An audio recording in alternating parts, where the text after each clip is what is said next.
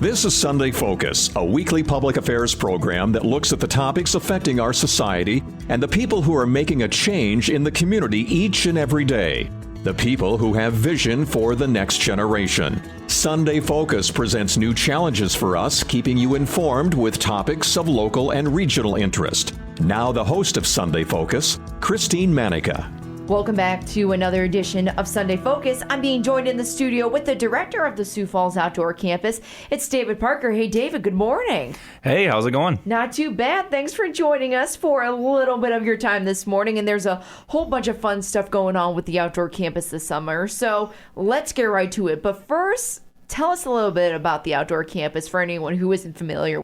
You bet. So the outdoor campus is one of two education facilities that's part of the wildlife division of the South Dakota Game Fish and Park. So we also have a sister campus out in Rapid City. And what we do is we offer free programming to the public.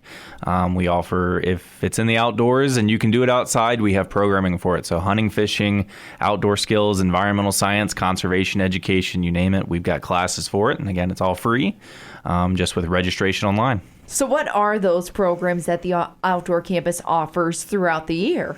Yeah, you bet. So we keep it seasonal. So since we're coming up on summer, we're looking at a lot of shore fishing, kayak fishing. We're also getting into some outdoor cooking and outdoor survival classes. But in the winter, when it's nice and cool, we do things like cross-country skiing and snowshoeing as well. We've got hunting in the fall, and then spring, it depends on the ice. We do ice fishing in the spring and the winter. Otherwise, we're doing shore fishing and other things like that. What's a popular season for you at the outdoor campus? Oh, definitely the summer. Definitely the summer? Just because of the warmer weather and people just want to get outside, right? Yeah, warmer weather, people want to get outside, kids are out of school, so we get a lot of families who come out in the summer and enjoy coming and taking classes. How many people would you say benefit from the outdoor campus? I know it's a very broad question, but a rough estimate. Yeah, I'd say probably upwards of 19,000 folks take our classes in a year. Oh, wow. Yeah. There's even a fun program this summer called Fishing with Your Friend. This is part of a whole summer series with the outdoor campus. Tell us about it. What are the dates for these classes? Yeah, so we're doing, again, it's called Fishing with Your Friends. It's kind of a unique opportunity. We've never offered it before, but it will be on June 9th, July 7th, and August 4th. And so you'll have to sign up online for this, but you sign up and you do all three classes. And it's just an opportunity to kind of walk through the process of being introduced to what fishing is, kind of learning some skills, and then we'll take you to a local fishery to go fishing, and then we'll bring you back to the campus and teach you how to clean and cook a fish. When someone wants to, say, sign up and participate in Fishing with Your Friend, what will these classes be like? Yeah, so they're roughly an hour and a half to 2 hours. We've got them at nighttime just to be able to accommodate families to be able to come out and enjoy it. But it'll be, so the first class is introduction. So they come and they learn how to fish. We'll teach you how to do knots. We'll teach you how to cast. And then the second class will take you to a local fishery to be able to go fishing.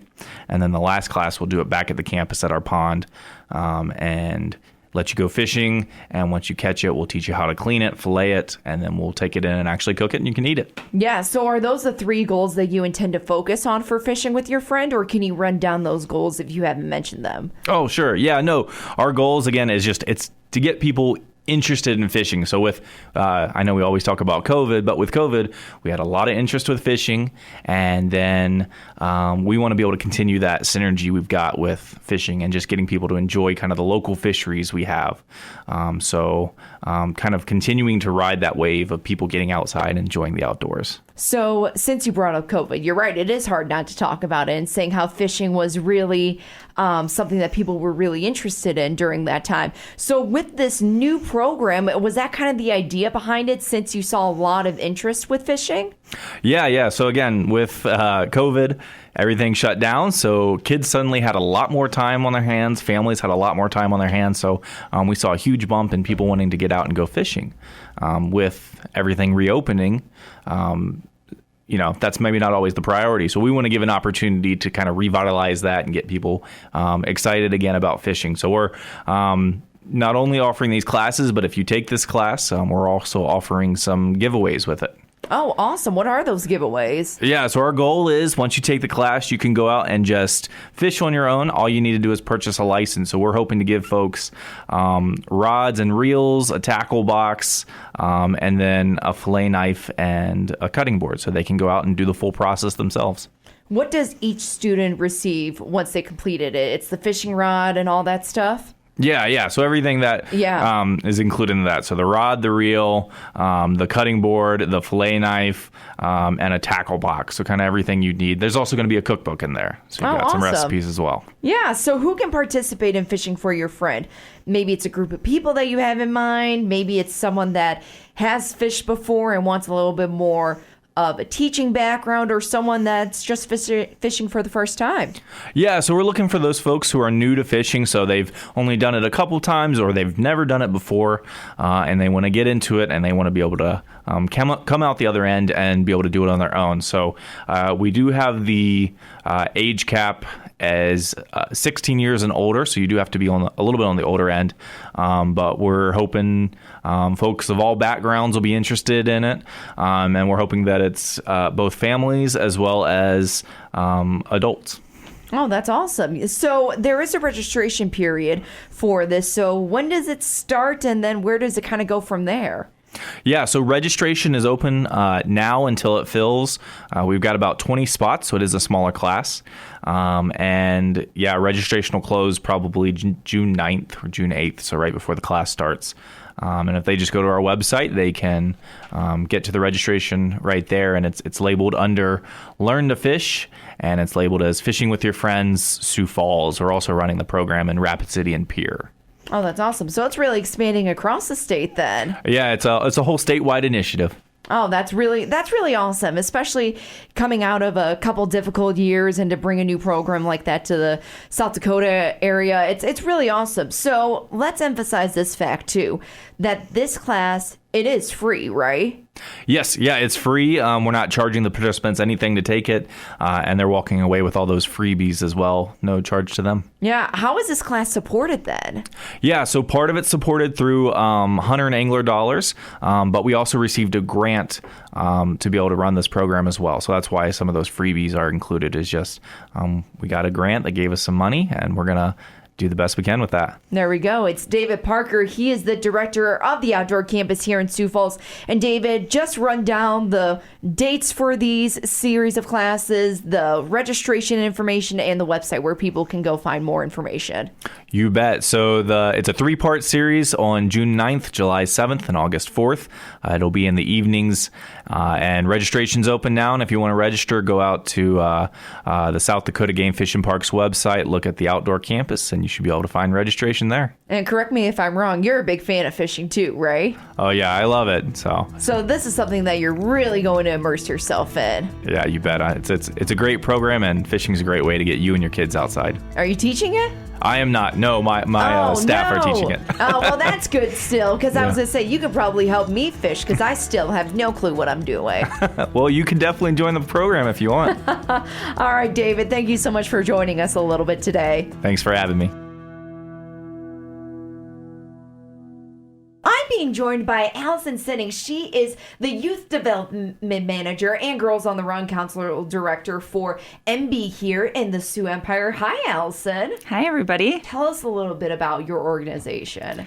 So Embe is an organization whose mission is to empower women and families across the Sioux Empire, here in Sioux Falls, and across the state. So we have a significant presence in our community. Mm-hmm. For example, in our youth development department, our Girls on Run season just started, and we're impacting around 600 girls across the state this spring.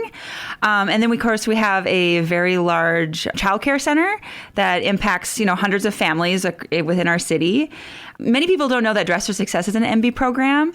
And so we have hundreds of women that come through for career counseling, to help with finding jobs, and to find support for professional development. There's 4 pillars for Embe. Can you run down those 4 pillars for us? Sure. The 4 pillars are, we have the Embe Educational Center, which is focused on our childcare.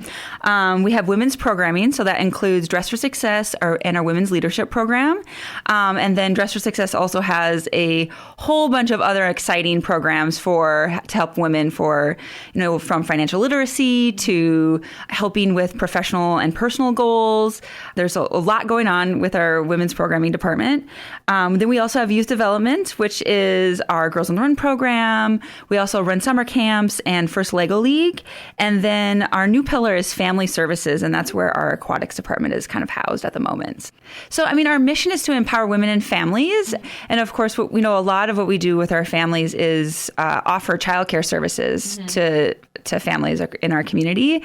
But we're looking to expand what other kind of programs we can also offer our families within our community. So for now, we are focused on our aquatics department, which we do swimming lessons. We have our pool has been downtown for many, many, many years. Lots of good memories there. But we're also looking to see how else we can serve families in our community in the future. Let's talk about the programs. You already hinted at Dress for Success, and I know Girls on the Run. We'll get into that more a little bit later, but let's really dive into Dress for Success and other programs that Embe offers. Sure.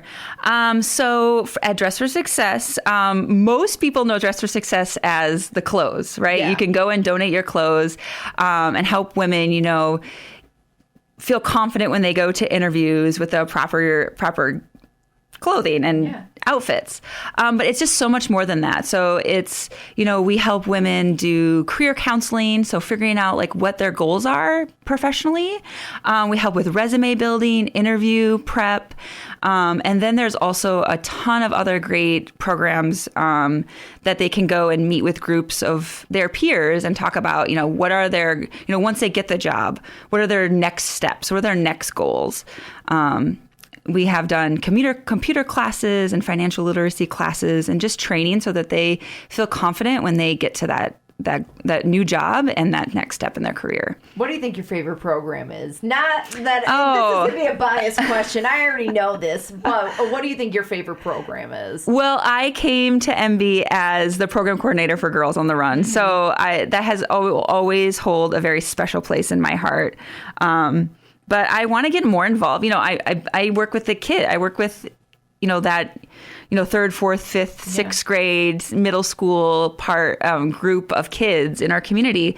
And so I'm really looking forward to this year is getting more involved with Dress for Success and our women's programming, because it's something that I don't professionally get involved in that much, being part of the organization, because I'm just in a different department. So, Girls on the Run is, again, always a special place in my heart, but I think Dress for Success is something I want to get more involved in personally. So, this is a good transition for a little get to know you session. I want to know how you found your way to Embe. Sure. So I grew up around the Sioux Falls area, but I lived abroad for many, many years and had worked in West Africa with girls and women for about 5 years. And it was just kind of time to come home and spend time with my family and come back to my home community. And I was looking for an outlet and an opportunity to continue to empower women and girls. So instantly found Embe, and they happened to have the right job opening at the time. I just knew that Embe was the leading organization to empower women and families and girls. And so this is how I ended up at Embe. Is that what really drew you, just what they stand for and the mission of Embe? Definitely. Yes. Yep. Any success stories that you can share about people who have benefited from this organization? Maybe it's someone from Girls on the Run, and whether it's a coach that was helping out one of the girls, or the girls saying, oh my gosh, I can do this, anything like that. Yeah, so that's what I love about my job is I get to hear all these amazing stories from our Girls on the Run coaches, from parents, about the impact that the program had on their girls. I just recently, a couple weeks ago, was at a coach training, and one of my new coaches was like, I always ask them, why did you come to Girls on the Run? Why do you want to volunteer with this program? And she said she wasn't a parent herself, but she's like, I don't know if it was her niece or her friend's daughter had done the program. And before she started Girls on the Run, she had issues with her body image. She was a little bigger girl and she was really self-conscious about herself. And she said that she's like, Girls on the Run completely transformed her relationship, not only with herself and like empowering who she really is, but also her relationship to physical activity. So she's like, that girl, my niece, that friend of hers, daughter, is a completely different person after having went through the 10 weeks of thinking about what her star power is and what makes her uniquely her. And that, having people to support her for, in her physical activity goals of running that 5K and running those laps. And now she's a girl that's like confident and excited, and just, though it's those stories that always make my job like, I feel like I have the coolest job in the world. Would you say that's one of your favorite memories, along with maybe a couple of other memories that you like to share? Oh, I mean, the 5K is always a big deal every year. I mean, we do, in Sioux Falls, we do 2 5Ks a year, one in the spring and the fall at the end of our Girls on the Run seasons. And so seeing those girls like cross the finish line, and for some of them, it's a really big deal, and it's a really challenging thing to do. I mean, I've had girls that like have crossed the finish line like, oh my gosh, that was so hard, but I'm so proud. I'm so proud of myself for doing it. So 5K day is always like my favorite day of the year, always. If you are just listening, Allison Sinning, she is the Youth Development Manager and the Girls on the Run Counselor Director for Embe here in the Sioux Empire. Now, I believe you guys just celebrated your 100th anniversary, and that's a huge accomplishment. So can you tell us about, the women and the families that were facing that type of turmoil in 1921, when they didn't really have any rights or they really couldn't speak out for themselves? Yeah, reflecting on the 100 years of Embe has been really interesting. So I think back to, 1921 was a real revolutionary time for women. I mean, the Voting Rights Act was just ratified within the Constitution in 1920. So it was really a time where, women were kind of finally seeing their potential in our community, and that they have the power to, make change for themselves, for their families, and for the future. And so I think, rolling into the next 100 years, we are also at this really interesting time in our society of, the pandemic has been really challenging for families and for women.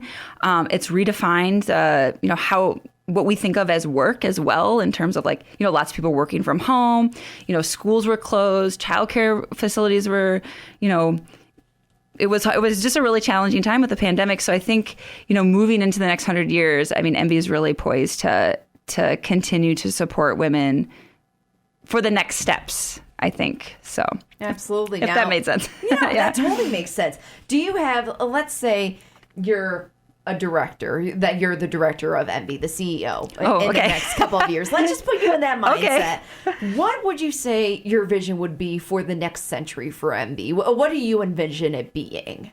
That's a really heavy question. I know. It's the toughest one, I think. It definitely is. I mean, I think our overall goal is always to empower women to support each other, to see their true potential, and then to really bring up that next generation of girls to be leaders. And so I know we just have a lot of really exciting programming coming, down the pike in the future. And we're really evaluating how we can make impacts in our community. So I think we'll continue to obviously do some of the things that we're doing, because they're still, after 100 years, they're still needed. And so, I mean, I hope in the next 100 years, like when we get 100 years later, that some of the things that we have to offer, because, these are the challenges of women and families in our community, we won't have to do them anymore, because things have changed. Here's one of the programs that I alluded to that we were talking about. Now we're going to talk about it. The Girls on the Run program. Now, story time for everybody. I was a first-time coach this year for Girls on the Run, and actually one of my friends told me about it. She's like, this looks fun. We should do it. And you and I are both runners. And I just said, okay, yeah, let's give this a try and see. And you know what? We loved it. We loved coaching those girls, and we loved our little fall session there. And I know around 200 coaches to volunteer at least are needed throughout the state. I know that the session is just getting underway for the spring. But let's talk about what it takes to be a coach for Girls on the Run and just that program program in general? Sure. Yeah. So, that is the real power of Girls on the Run is the combination of our, research-based curriculum and the one-on-one mentoring from our coaches for the girls. So that really makes the program really powerful for our participants. And so I think there's always two questions I get about coaching. One, do I have to be a runner? Two, do I have to make it up? So that's no to both of those questions. We have our coaches some of them are hardcore runners, amazing, powerful athletes. Others are those who just are really passionate about empowering girls to be their best selves. So we get community members we have community members, we have teachers, we have parents, we have all sorts of really unique group of women that come together, and men. We also I've had dads, I've had a grandpa that has come to coach Girls on the Run as well. So we're just looking for adults who want to inspire and motivate and, help support girls in their Girls on the Run journey. And then we have the curriculum that's all put together for you to be successful. So I will admit, when I first was starting out as a coach, I'm thinking, yes, I'm going to get them to run laps. I'm going to get them to do drills. But no, it's completely not that at all. There is running involved, and there is some sort of a training aspect when it comes to running that 5K at the end of the 10 weeks. But it's a lot more than that. It really is about empowering these young girls and showing them, yes, I am awesome. Yes. And so it's the power of that, it's the combination of that, we talk about, confidence building and teamwork and how to be a great friend and how to resolve conflicts with friends. And it's that social emotional learning things that the girls are going through that are really powerful, and then connecting them with fun games and running and, physical activity to help, really drive home that topic for them. I mean, they're 3rd, 4th, and 5th grade. So if you don't make it fun, they're not going to absorb it. So we want them to have fun, be physically active, but also gain those skills to be confident and to solve problems in their lives. So what does it take to be a coach for Girls on the Run? The commitment is once a week. So the girls meet twice a week for 10 weeks. So we just kicked off our spring season that will last from the last March, April, and May across the state. But we will have another season in the fall, which will be September, October, November. So the girls, like I said, the girls meet twice a week, but we ask our coaches to commit to one practice a week so they can make connections with the girls and get to know them, and the girls can get to know them as a coach, and they can just form great relationships. So what kind of lessons are we talking about here? We talked about, self-body image. We talked about confidence. Is that all kind of intertwined with all these lessons? I think I'm trying to remember some lessons in my head, actually. Yeah. About, teamwork. I think teamwork was one of those lessons that was discussed for Girls on the Run. Yeah. So our curriculum is broken into 3 different sections. So the first, 7 lessons or so, or first couple of weeks, we'll talk about self-confidence. So we'll talk about, positive self-talk. We'll look at emotions and recognizing emotions that we experience and then how we react to them. How do we react to different emotions? We'll also talk about empathy as well during that time. And then the middle part of our season is focused on relationships with their peers. So friendships with, friendships, how they resolve conflicts with friends, why our words matter. And so, it's that thing that we know when the words that we say, we can't take them back. We can't put them back into our mouths. And so how our words matter and have consequences. They can even, build people up or tear them down. We also talk a lot about, I said empathy. We talk about empathy. And then we do some conflict resolution. So giving girls actual tools that they can use when there is a conflict when they, with their friends or with their peers, and how they can work through that independently, which is really important. And then at the last part of the season, we celebrate them. We celebrate all their great accomplishments and their strengths by doing a community service project.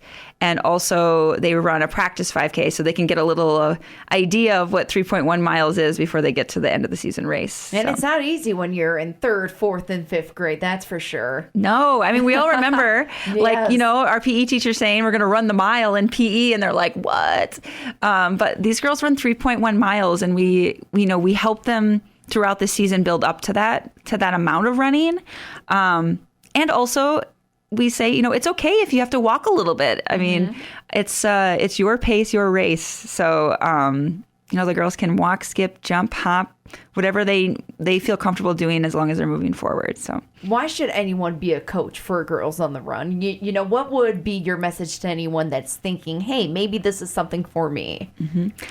I hear all the time from my coaches how they have gained just as much from the program as they think the girls have. So, well, the lessons are, geared towards 3rd, 4th, and 5th grade girls. I think the topics are really good reminders to us as adults as well about, having our own self-confidence, having our own, I have to fully admit that I struggle with negative self-talk. And so like when we get to that positive self-talk lesson, it's such great reminders of things that, we can work on in our lives as adults as well.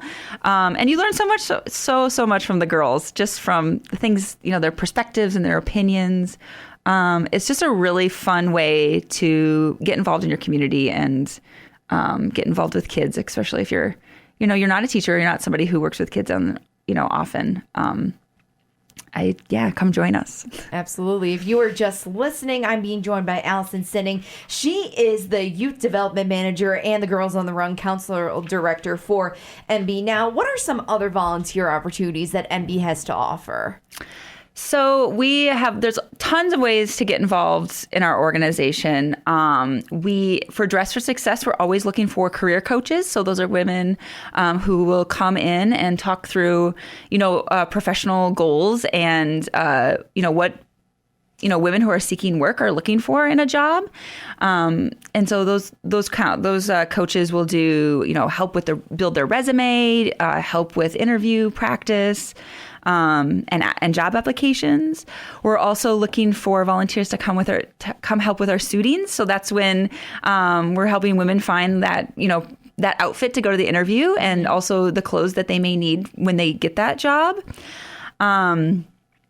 We also have a program called First Lego League, and this is another Embe program that I think a lot of people don't know about. So this is housed within our youth development department as well as, like Girls on the Run. Mm-hmm. So what it is all about is the kids are going to get together as teams and they're going to program a Lego robot to run on these missions. So they learn how to program this robot and build this robot, but they also will get a challenge. So every year there's a new challenge. And so this year, next academic year in 2022, 2023 is going to be renewable energy. So kids will be looking to solve real world problems around renewable energy. So they'll put together a project and think through and do the research on that project and think about, what they want to do. Like how could they solve an issue or a challenge within the idea of, or within the theme of renewable energy. And then they also will do a presentation on, teamwork and the core values of First Lego League. And then teams to get together. It'll be next March and they'll compete against other teams. And so they'll get to meet other kids that are also, learning how to program these robots and thinking through these different challenges around renewable energy. So we'll come up with a whole bunch of really amazing projects around renewable energy and that problem. And so we're always looking for volunteers to support our kids to work through this program, and that will start in the fall.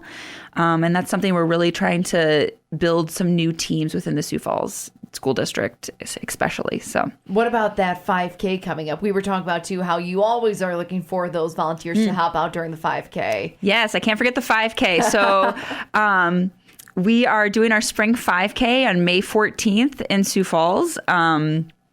And so we're always looking for volunteers to come and support our girls, to help on the race route, to cheer them on, to help at the finish line, to give them medals and, celebrate their accomplishment that they just did and hand out snacks. And so we have tons of volunteer opportunities at our 5K.